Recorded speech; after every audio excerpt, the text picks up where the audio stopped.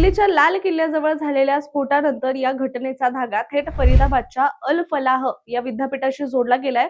पोलिसांनी या विद्यापीठावर धाड टाकली असून वैद्यकीय महाविद्यालयाचे प्राचार्य, काही प्राध्यापक आणि विद्यार्थ्यांची चौकशी केली जात असून आतापर्यंत तब्बल 52 जणांची चौकशी करण्यात आली आहे. फरीदाबाद जिल्ह्यातील धौस गावात 70 एकर परिसरात पसरलेलं हे अल फलाह विद्यापीठ आहे.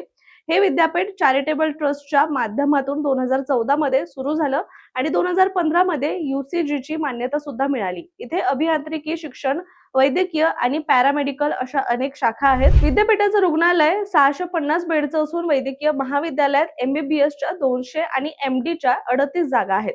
इथे एमबीबीएसचं 5 वर्षांचं शुल्क जवळपास हे 74 लाख रुपये आहे. स्फोटाच्या प्रकरणात याच विद्यापीठातील डॉक्टर मुझम्मिल शकील याला जम्मू काश्मीर, हरियाणा आणि यूपी पोलिसांनी अटक केली आहे. त्यानंतर विद्यापीठात खळबळ उडाली असून त्याचे सहकारी आणि विद्यार्थी यांची सुद्धा चौकशी सुरू आहे.